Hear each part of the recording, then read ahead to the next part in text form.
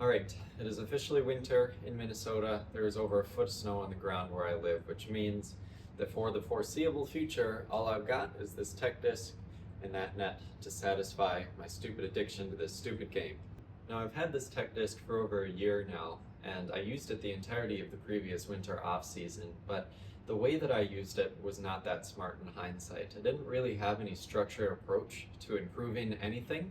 I was kind of just choosing random form changes, basically just throwing darts in the dark, hoping that something would find the bullseye and magically work forever. And I had some success. I broke into the 70-mile-an-hour territory, which is something that I really didn't ever think that I could do. But since then, over the course of the previous actual disc golf season, this previous summer, I would say that I have overwhelmingly lost any work that I worked on in the previous off season. So what I'm doing this time is trying to take more of a structured approach towards actually building long-term good habits as opposed to just throwing as hard as I can and occasionally having a good day. Now the plan, the structure that I'm going to try and follow this off season is as follows. For every day that I am able, I'm going to throw 5-10 warm-up forehands, 5-10 warm-up backhands just to get loose, and then I will record the numbers for 10 stock forehands, 10 hard as I can forehands, 10 stock backhands, and 10 hard as I can backhands. Those are the numbers, that's the data that I'm going to store to plot any improvement or, God forbid, regressing over time.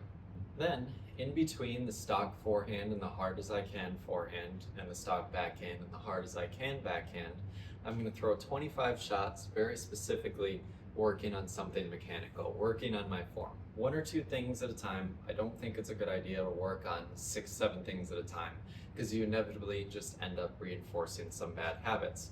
That is precisely what I did last off season. So without further ado, I hope that explanation wasn't too brutal to get through. Let's start with some warm-ups and then we'll get into the data collection.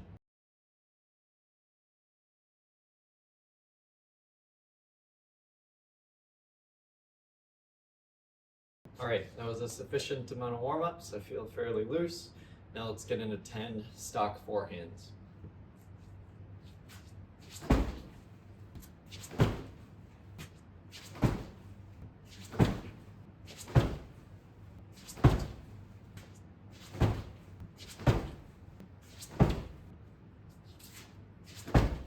Alright, that was 10 stock forehands, so make sure that that data makes it into the video somehow.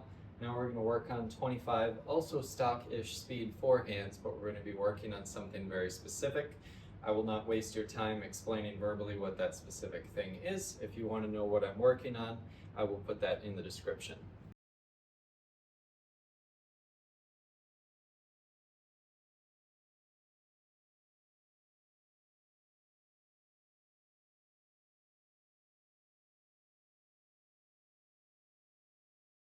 Alright, there was 25 forehands just working on stuff.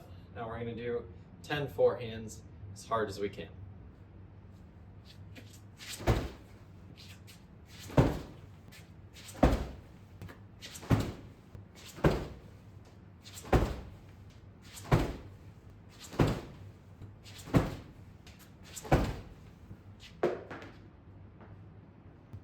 Alright, there was 10 forehands as hard as I got. Those numbers will be on the screen as well.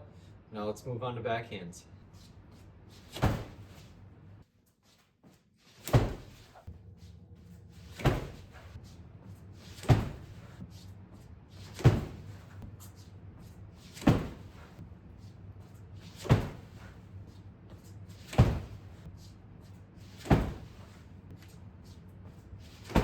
Alright, there was 10 stock backhands. As usual, put those numbers on the screen. Now I'm going to do 25 stock backhands, working on something oddly specific. Again, if you'd like to know what that oddly specific thing is, I'll put a description of that in the description.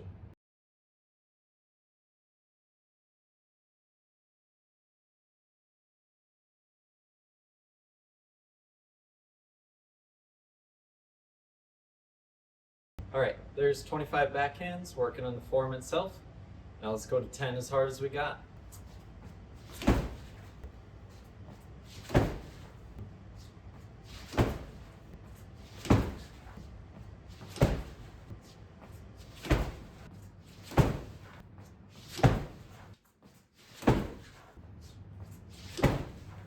All right, there's 10 hard backhands. I'll put that data on the screen, as well as the data from the previous sets in this video. And next to that, I'll put the goal for each of those sets by the end of this off season. So you can let me know if you think those are attainable, unattainable. Brooks, go find a different hobby, pick up bowling. I don't care. You'd probably be telling me what I need to know. So anyway, thanks for watching.